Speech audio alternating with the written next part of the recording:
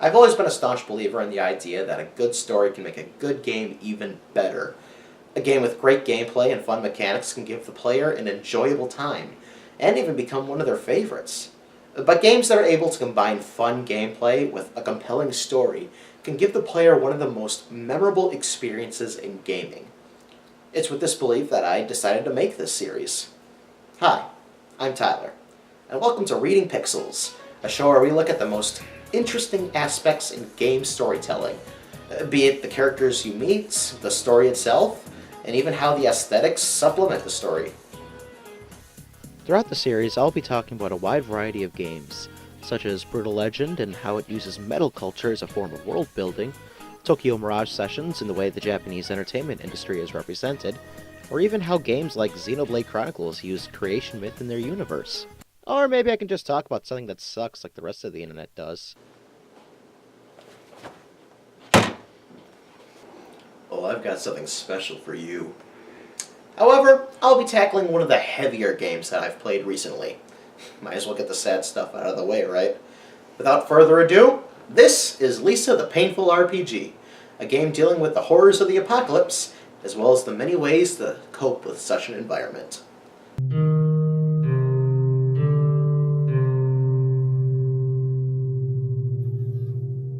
Lisa the Painful RPG is an RPG Maker game made by Austin Jorgensen, aka Dingaling, on December 15th, 2014. The game is set in a post-apocalyptic world where after a bright white flash, women have been wiped off the face of the earth, leaving only men.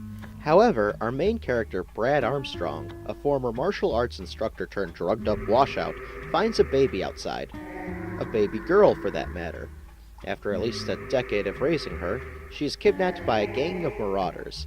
Brad goes out to the arid wastelands of Olathe to find his adopted daughter, Buddy, fighting monsters, mutants, perverts, idiots, and random bystanders before she is taken by the great warlord, Rando, and his gang of marauders. Now, the concept of a lone badass traveling the ruined wastelands to save the loved one isn't exactly a new concept. The stories like Fist of the North Star and The Last of Us have created fantastic interpretations of this concept. However, none of these stories had anything like this in it.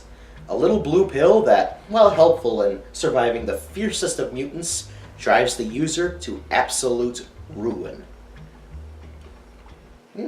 Tangy. From the very beginning of the game, we learn that Brad is addicted to a drug called Joy, a pill that completely nullifies the user's emotion, effectively making them feel nothing.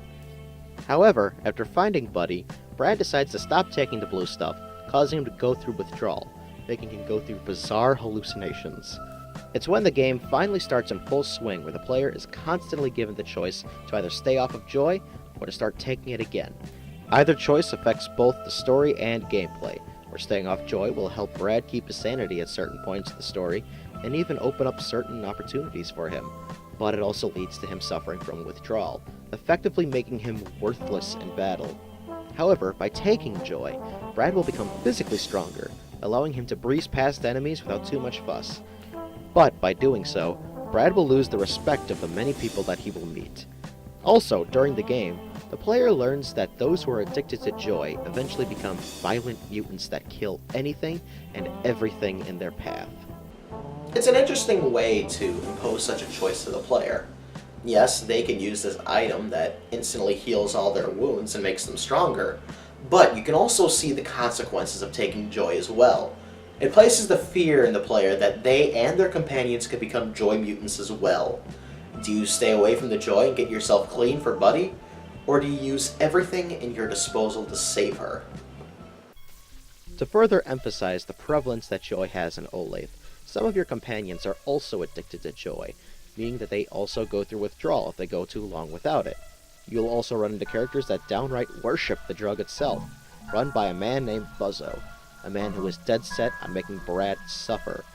During the game, Buzzo and his men try to make Brad take Joy, even at one point forcing him to take it in order to keep Buddy from getting hurt. On top of all of this, he also forces Brad to make even tougher decisions, such as either saving the life of either one of his companions, or to lose one of his arms.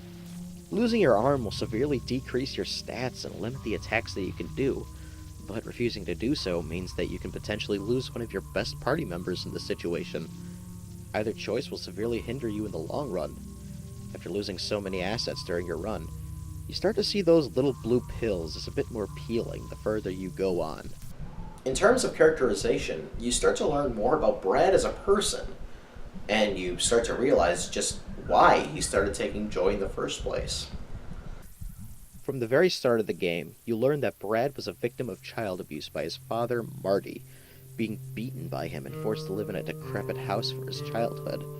Throughout the game, you also learn about Brad's sister, Lisa, who had killed herself before the flash even occurred. Brad is haunted by hallucinations of her throughout his journey, blaming him for her death. As they're playing the first game of the series, Lisa the First, where you learn that Lisa was not only physically abused by Marty, but also sexually abused as well. Hell of an episode to start off with, huh, Tyler?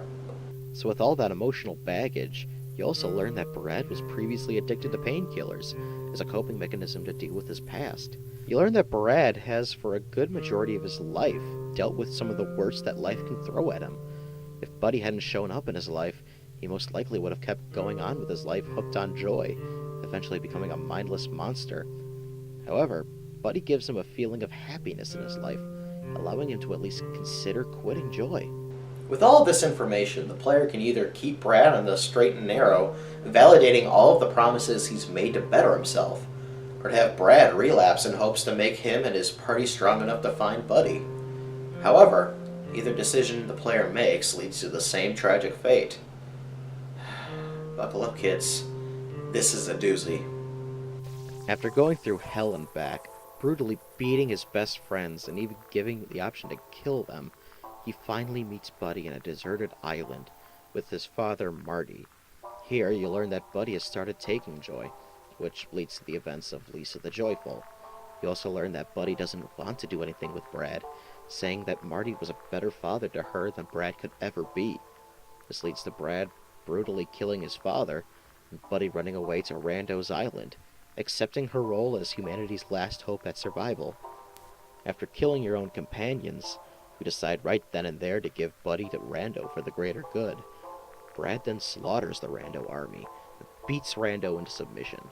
However, instead of being rewarded with the happy reunion that Brad and the player fought for, Buddy calls Brad a selfish monster because of what he's done, effectively breaking Brad's will to live. Brad then gives in to the joy and becomes a mutant, like many others have. Lisa the Painful uses joy not only as a gameplay mechanic, but also as a tool for the story to further engage the player. Both Brad and the player are constantly tested through the game, given the choice to redeem themselves through finding Buddy and staying clean, or to relapse to the joy in active desperation.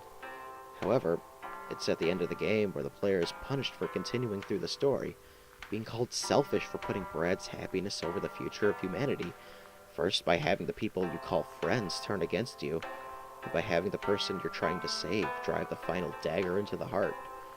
In the end, you're left like Brad is, numb to the world and waiting for it all to be over. By then, the idea of feeling nothing seems like the happiest feeling in the world. I'd like to thank all of you for watching the very first episode of Reading Pixels.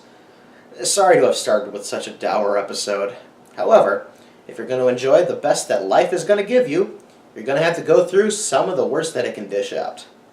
If you like this video, please consider giving this video a like at the bottom, and even consider subscribing as well. Next time, we'll stick around the dystopian setting for just a little bit longer, but with something a little bit less depressing. Next time, let's take a look at Valhalla, Cyberpunk Bartender Action.